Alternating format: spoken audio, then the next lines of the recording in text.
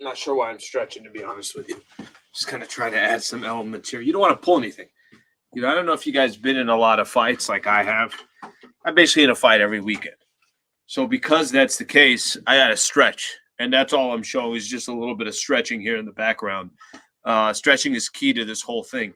You can't just kind of come into a fight. Like if I'm going to get into a fight, I ask the guy, can I stretch first? I stretch first, and then we go at it. Probably not the best strategy. Like friends, appreciate you guys tuning in. Easily 6 calories right there. In the book, 6 calories right there. Appreciate you guys being a part of the show. We got a lot to get into tonight, Laker fans. Finally, the dust settling here a little bit. Finally, we have somewhat an idea of what the hell is going on here as far as who the Lakers are going to play. Happy Easter, my friend, to you as well. Tyson Sliwa. What do you call it? What do you want? Tyson, Holyfield, Mayweather, Foreman. Who do you want? Who do you want? Just tell me. I appreciate you guys all being a part of the show. Let's see what we got here. What is going on? Lake Show fans play. It's not playoffs yet, guys. We're just playing. Not playoffs yet. Just playing. You got to earn that playoff, and that has not came yet. So I appreciate you guys being a part of the show. Let me give everybody just a quick idea of what we're going to do in tonight's show. Tonight yet? Is it still afternoon? I don't know. It's 4:40. Okay, this is what we got going on. I'll talk a little bit about the Lakers versus the Jazz, but I'm actually going to kind of group together some of these games for the Lakers since they had that big win against the Minnesota Timberwolves a little bit over a week ago. Not anything crazy impressive over the last week as far as the Los Angeles Lakers. So we'll talk about if that has any effect. We got the play-in tournament set. So we'll expectations Tuesday, Lakers going up against the Minnesota Timberwolves. Spend a little time on that. What the hell's going on with the Timberwolves? What's going on with the Clippers, too? What the hell's going on today? Everybody's fighting each other on the same team. You got Boynes Highland and Mason Plumlee, a little pushing match. You got Rudy Gobert throwing a straight shadow boxing right to Kyle Anderson. Does somebody want to explain that one to me? So that was a little bit odd of a moment there in the Minnesota Timberwolves game. And oh, by the way, Lakers have a game against the Minnesota Timberwolves, so that obviously has a lot of weight there. We'll talk a little bit about who was it? Jaden McDaniels fractured his hand punching the wall going into halftime of the Minnesota. This is the team the Lakers are going to be playing, and they look like they're imploding, to be honest with you. So we'll see what happens from that perspective. I know we got a lot of comments on here. So I'll make sure to read some of these comments, but I'm gonna kind of do my own thing for a quick second here. Is this after post-game show ready for postseason sleep? I'm gonna have a head cam, and wherever I go during the postseason, you guys are coming with me. All right, I probably can't do that, but you know what I'm talking about. What do we got here? You're late. All right, maybe technically I'm late. You might be right. But remember, this is post-game show number 2. Post-game after the post-game. If you guys can do me a quick favor, I greatly appreciate it. Can you guys subscribe to the channel? If you could spend 2 quick seconds doing that, that'd be greatly appreciated. Just, again, subscribe to the channel. We keep it moving. All right, let me give my thoughts real quick on the game, and then we're going to move on. So, couple things kind of stand out for me over this last week or so. Lakers were not very interested in the games that they had. I mean, that's the best way that I can put it. I felt like the Lakers were sleepwalking. They were. And there's no other way. I don't think there's a reason to sugarcoat it. The Lakers, it felt like they were sleepwalking. I want to look at one thing here as far as the Lakers' schedule. So, they had that really big win against the Minnesota Timberwolves. That was a week ago Friday. And then, played a good game on that Sunday against the Houston Rockets, even though Houston, we know they have no interest in winning. So I'll give them credit there. Barely beat the Utah Jazz. I mean, that Jazz win in overtime, which I think they got lucky on, to be honest with you, that Jazz win in OT is really the difference between the Lakers having to travel to Minnesota for this play-in game and getting a chance to just host here at Crypto.com and getting their full rest and everything else. Clippers, we know they lost to. Phoenix, they made it too close. I think too close for comfort. Utah, a little bit too close for comfort. They won those games. I'll give them all the credit there, but they have not looked polished in the last week or so. So the real question, I think, Laker fans is how quick can this team prepare and get ready? Because some of these matchups that they've played with their food a little bit, that's not going to be the case coming into Tuesday's game. And I'm not telling you Minnesota's a perfect team. But the last thing you want to do is put yourself in a spot where you're in the fourth quarter. It's a close game.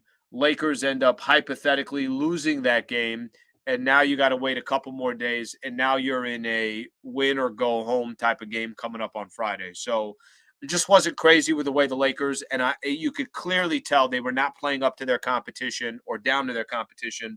The Phoenix Suns didn't play anybody. The Lakers mentally were checked out. The Utah Jazz didn't play anybody.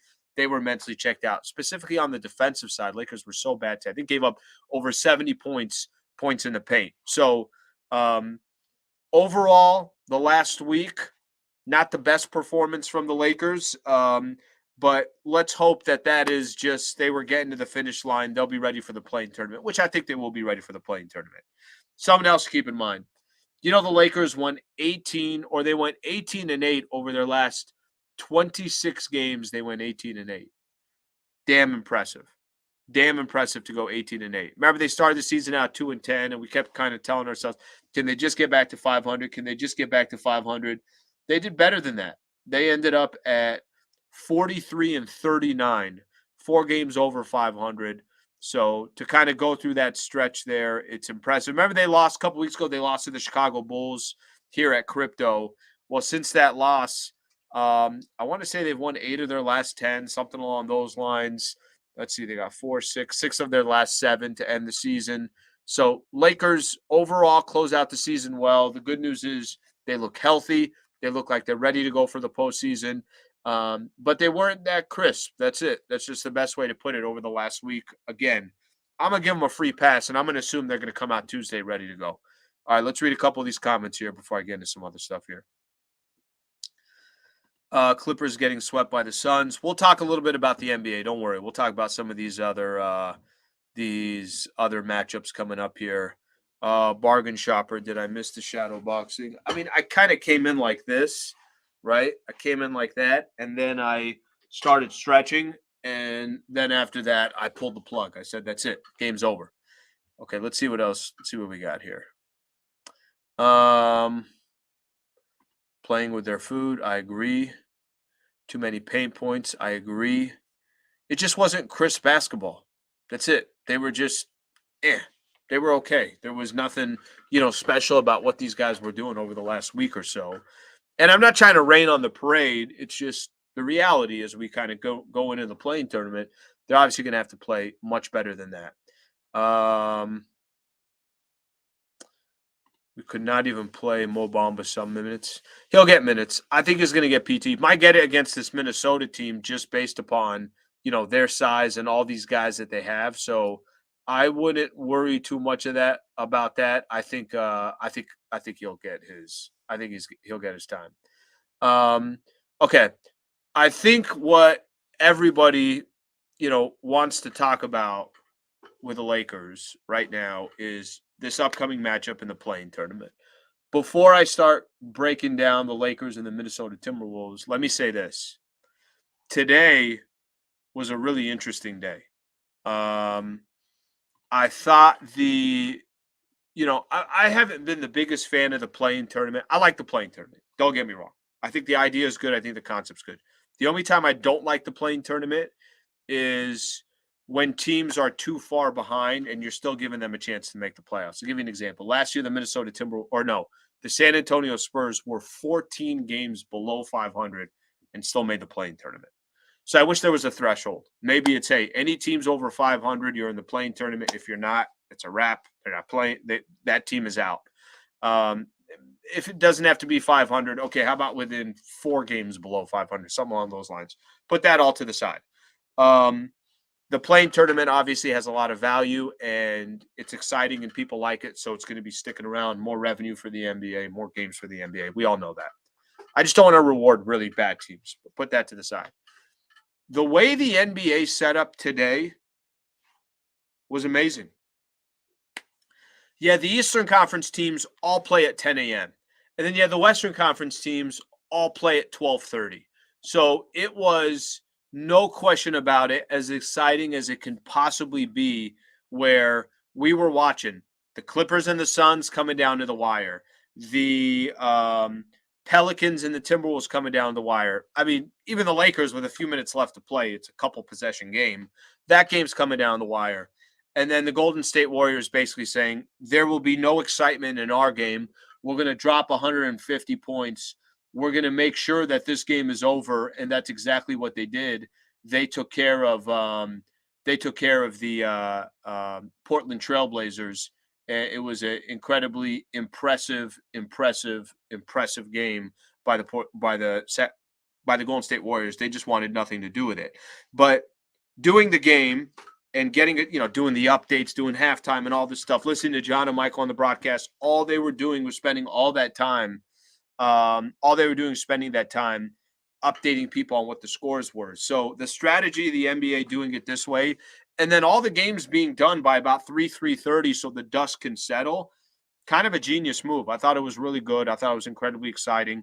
I wouldn't be surprised if the NBA maybe takes a key game and flexes that game to like a 5:00. Like tonight would have been a good day to put the Pelicans and the Timberwolves at 5:00 and say, hey, all that dust is going to settle. However, we're going to have one key game here that's still going to determine a lot. I wouldn't be surprised if they end up doing that at some point. But regardless, that was a really exciting brand of basketball over a couple of hours because nobody had any idea who was going to be playing who. So it was fantastic from that perspective. Okay. Now on the actual matchup for the Lakers. You see here. What are people talking about? Okay. Got you right here. Both these right here. Let's see what we got here. Yes, but Blazers were that was the only disappointing thing I would say, and it actually worked to the Lakers' advantage. It worked to the Lakers' advantage these last couple of games. The only disappointing part of these last couple of days is the Blazers didn't play anybody. The Sacramento Kings didn't play anybody. The Suns didn't play anybody. The Jazz didn't play anybody. Portland didn't play anybody. I know Denver, Memphis, I think we're sitting out, guys. So I think that's the only problem with doing it this way is that, there's a lot of teams that just decided not to play anybody. So the only real game was the Pelicans and the Timberwolves because they both had something to play for. In some of these other games, that wasn't the case, like I mentioned, strictly because one player was there, but somebody else was not. All right, let's get into it here. Let's get into the Lakers and the Minnesota Timberwolves. Okay, so we're watching the Pelicans and the Minnesota Timberwolves. We know how big of a game it is. We know that basically the most likely scenario was going to be one of those two teams were going to face the Lakers. And I'm sitting there, obviously watching the Lakers game. And then at some point, somebody says to me, hey, did you see what happened with I think he said Rudy Gobert, but for some reason I thought Karl Anthony Towns. So in my head, I'm like, I have no idea what he's talking about. Shows me the video. I just was watching it briefly on his phone. I still thought it was Karl Anthony Towns. I thought it was Karl Anthony Towns. Long story short, get all the details. So Rudy Gobert decides to take a swing/jab, whatever that was, at Kyle Anderson in the middle of the game, in game 82 of the season, that's going to dictate whether the Minnesota Timberwolves are going to be the number 9th spot, potentially the number 8th spot, potentially the number 7th spot. There's a lot obviously riding on the line. Someone help me understand what the hell was Rudy Gobert doing? What the hell was Gobert doing? And listen, maybe Kyle Anderson, and I know there was some more details that came out. Maybe he said something. Maybe he disrespected all. Okay, I get it. I understand all that stuff. Go into halftime, get into that locker room, and go sit Kyle Anderson down and say, if you ever disrespect me like that again, I will swing at you in the locker room where nobody's looking. The dude did it. That's right on TV, right on the telecast. Everybody on Twitter, within 3 seconds, everybody's looking on Twitter. Gobert, what are you doing? So then they take Gobert out of the game. They decide, all right, Gobert's out of the game. All right, then I hear somebody else say, hey, did you see Jaden McDaniels of the Timberwolves? I'm like, no, I don't know what you're talking about. Jaden McDaniels. Here's a video on Twitter. Jaden McDaniels squares up on a concrete wall. I'm pretty sure I know who's going to win that battle. Squares up on a concrete wall. He's frustrated on his way to halftime, into the locker room at halftime. He has a fractured hand, Adrian Wojnarowski put out there. What am I missing here from the Minnesota Timberwolves? This is who the Lakers got on Tuesday. The Lakers got one player that swung at his own guy during the middle of a game in their most important game of the season, and the other guy squaring up at a concrete wall. And this is who the Lakers got coming up on Tuesday. There was a statement that came out, Minnesota president of basketball operations, Tim Conley, on Rudy Gobert. We made the decision to send Rudy Gobert home after the incident in the second quarter. His behavior on the bench was unacceptable, and we will continue handling the situation internally. Sounds good, Tim. You got one player punching a wall and the other player punching his own guy, and then you're flying over here to Los Angeles to take on the Los Angeles Lakers. Man, I don't know what to tell you here. Not exactly the smartest. By the way, those who don't know Jaden McDaniel, Woj put this out. This is Jaden McDaniel. He's one of 6 players to defend 2022-2023 All-Stars at least 1,000 times this season. Now he's lost versus LeBron James and the Lakers playing game on Tuesday and beyond.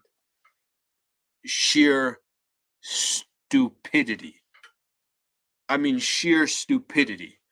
I have no way. This is me before I even have explained anything about the actual game. This is the Minnesota Timberwolves. Okay, got another tweet that I want to read here. Woj just supplying all the information. Okay, here's the other tweet. Gobert, Rudy Gobert, who took the punch at Kyle Anderson, later sent a text apologizing to teammates in a group chat. Per Mike Conley, we'll speak about it and move on. He said, we're grown men. I guess apparently, according to sources, Minnesota's Rudy Gobert escalated a verbal argument to a physical encounter after Kyle Anderson told him to shut the F up with the B word right after that. The disagreement started with Anderson telling Gobert to block some shots, Gobert telling him to grab a rebound, and ended with a punch and Gobert getting sent home. These guys are really mature here. I'm glad the Minnesota Timberwolves are being at their absolute best behavior in the final game of the season. Honestly, this sounds like, I feel like it's a high school basketball game. Did that really all just happen in one game, in basically one half, and that's who the Lakers got coming up on Tuesday? I have no idea how to possibly explain what the hell I just read. Some of these tweets I'm reading right now, I just read for the first time. I just read the one. I hadn't seen the tweet about the Jaden McDaniels info, the Mike Conley stuff on We're All Grown Men, and I hadn't seen the stuff of what Rudy Gobert and Kyle Anderson's back and forth was. Unbelievable. I don't know what to tell you. Complete idiots. That's the best thing that I can tell you. All this is great news for the Lakers. Yeah, I don't know. I don't know what to tell you. It all just sounds so childish to me. I got some people saying dream scenario. You guys can put it any way that you want, but sheer stupidity. Imagine if this was the Lakers and something like that happened, what we would be doing right now. That's a tough one to tough one to comprehend for me. Okay. I'm going to give you guys just a quick little. This is a good question. I don't have the answer to this. I don't know how this works out. I don't know what happens. I don't know if the NBA steps in and says, okay, well, you threw a punch and it's in front of everybody. We got to suspend you for a game. Or is it the Minnesota Timberwolves say, no, we'll handle this internally. And handle this internally means, hey, Gobert, please don't do that again. and you're the starting center on Tuesday night against the Los Angeles Lakers. So I don't know which one happens. I think it will be fascinating. We'll just have to wait. Bad chemistry for the Timberwolves. That's an understatement. This is how coaches get fired, is when you have issues like this happening. Literally, this is how your coach gets fired. And we'll see what happens. All right. I want to spend a little time on the actual matchup. So the Lakers got their game on Tuesday night. The way this is going to work, the play-in tournament's going to work this way. There's 2 games on Tuesday. Miami is hosting the Atlanta Hawks. The Lakers are hosting the Minnesota Timberwolves. And if I'm right here on the times, one time is 4:30. That's Miami, Atlanta. The Lakers are at 7 p.m. Pacific time. All right, so that means I'll do pregame show at 5:30. So Lakers, Timberwolves in that game. Okay, Lake fans, I'll give you just my quick little thoughts on this game just right out the gate.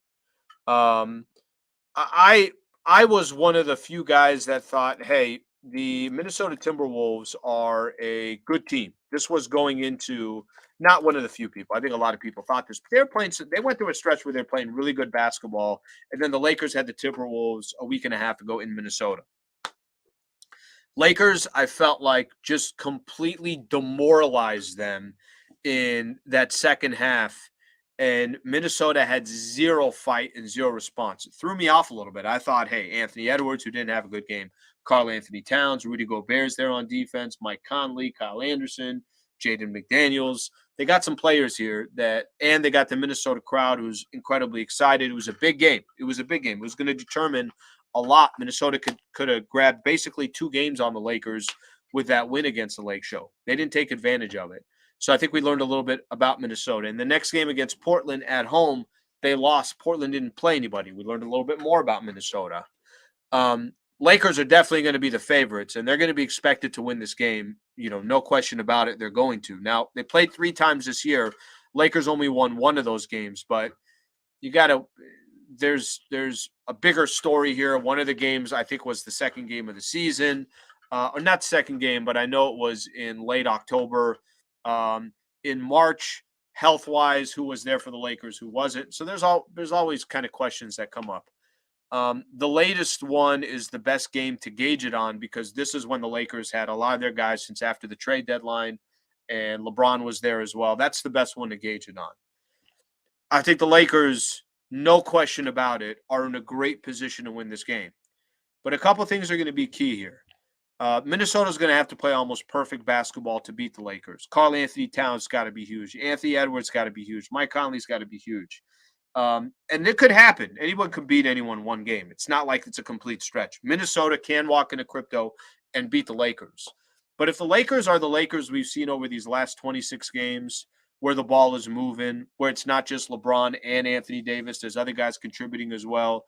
If Anthony Davis is taking 10, 12, 14 free throws because he's incredibly aggressive and he's getting some of these guys into foul trouble, I feel comfortable about this game, but they can also be lethargic, decide to wake up in the second half, let Minnesota hang around. I think there's a lot of elements there that you saw over the last week and a half that I wasn't crazy about with the Lakers, but this is the Lakers' game to lose. It's not like you're playing the Clippers in the first round and they've owned you, something along those lines. I think the Lakers just got to kind of play their brand of basketball, and they should be okay. At least conceptually, they should be okay.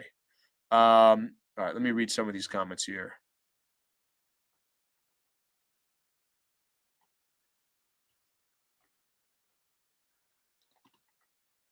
The excuses. I don't even know what the excuse was.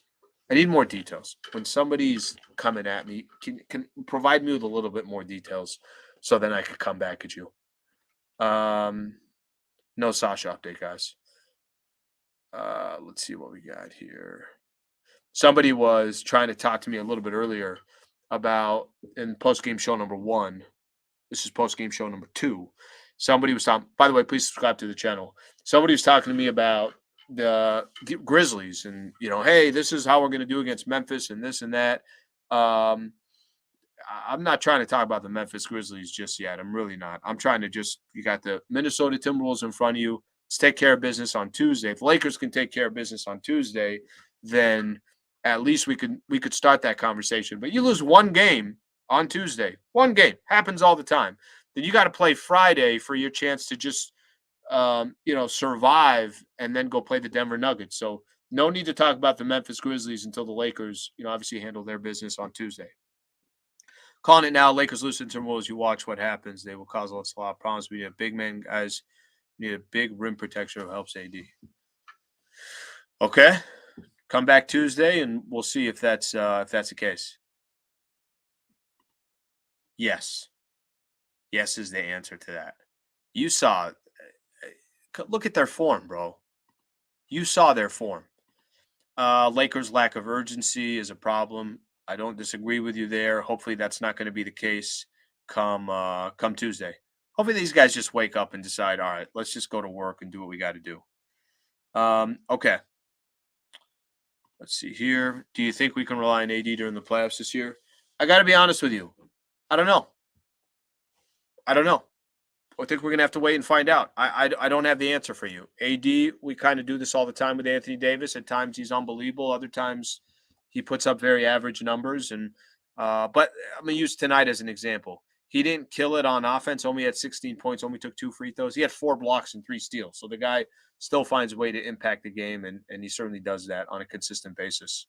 Okay, we're going to do a little roll call right now, and then I want to break down just the matchups that are there, a little bit of some of the other NBA matchups, and we'll go from there. I'll do my best to try to get to some of these, but you guys know how tough it is. Just put it on there. I appreciate it. I love knowing where everybody's tuning in from. But if you've never done roll call before, it's very simple. Basically, what city you're tuning in from, or what state, or what part of the country, or what part of the world that you're tuning in from. And it will be on our comments here. So appreciate you guys doing that. Okay, Holland in the house. DC in the house. Cincinnati, Ohio in the house. Saudi Arabia, thank you for tuning in. I appreciate that. Lake Elsinore in the house. Trinidad and Tobago, thank you for being a part of the show. La Mesa, California. I was in El Cajon yesterday. La Mesa in the house. Let's see what we got here. Studio City. Little Italy, San Diego in the house. Minneapolis in the house. CSULB, Long Beach in the house. Thank you for being a part of the show. New York City, Minneapolis. What is going on with your team? We got to get your team in order. I don't know what is going on in Minnesota. Madagascar, Oregon, New Orleans, El Monte, California, Stony Hill, Jamaica, Nashville in the house, Chino Hills, Wisconsin, Thousand Oaks, Seattle. So cool. Love how everybody's just from everywhere. Amsterdam in the house. St. Martin, if I said that correctly. Let's see what we got here. The Philippines in the house. Lagos, Brazil, South Korea. Appreciate you all being a part of the show. Thank you for being a part of the show. If I didn't get to you, I'll do my best. Lake Arrowhead, come on down. Come on down on Tuesday. Let's see what we got here. Sydney, Australia, Hawaii in the house, Sylmar, California, London, Nigeria, Compton, California, Jamaica welcomes you. My brother, thank you very much. Okay, I want to get into one other thing here real quick. So this is what the playoffs looks like right now. The playoffs right now, the matchups that are actually set, there's just two sides. Obviously 4 through 6 is set on both sides, or 3 through 6 is set on both sides. Phoenix taking on the Clippers. I think this would be a much more interesting series if the Clippers had Paul George. Now they get a week off, so let's see how much that helps them to have that week off. They are part of they didn't have to go through the play-in tournament, but I think it's a interesting matchup, but it only really gets interesting, I think, if Paul George is there. So Clippers got good depth, but Phoenix has a squad. So I know the depth of the Suns isn't there, but I think this is going to be interesting. How about the Clippers, or how about the Sacramento Kings and the Golden State Warriors? So Golden State gets exactly what they were looking for. The number 6 seed, they get to sit everybody. Andrew Wiggins is coming back. That should be a fun series. I think everyone would agree Sacramento It would be a surprise if they beat the Golden State Warriors. It's the Warriors. They've won 4 NBA championships. They got all the guys. They've been there. They've done that. Sacramento hasn't made the playoffs since 2006. That should be interesting. On the East, Cleveland and New York, sure. I'm down. Let's see what happens. Philly and Brooklyn. Philly, I think, dominates that series, but those are the only matchups that are set. And then everybody else is waiting. Denver's waiting. Memphis is waiting. Milwaukee's waiting. Boston's waiting. So it should be a fun, start of the playoffs here, and still a lot to figure out from that perspective. And we'll see how things eventually turn out. Laker fans, I got Lakers talk tomorrow night from 7 p.m. to 8 p.m. When that show's done, I'll throw it on here. Doing my regular show with Travis Rogers starting at 10 a.m. tomorrow. So I'll be on a lot here. This week should be a busy week. And I'll make sure to, obviously come on after the Lakers playing tournament game coming up on Tuesday. So I'll make sure to do post game after the post game. If you have not subscribed to the channel, would greatly appreciate it as always. I appreciate everybody who takes the time to come on this channel and listen to me talk about Los Angeles Lakers basketball. I certainly love doing it as well. So, Laker fans, thank you. I appreciate it. Hope you guys have a good rest of your Sunday. Happy Easter, and we'll get back with you guys on Tuesday. Thanks, Laker fans.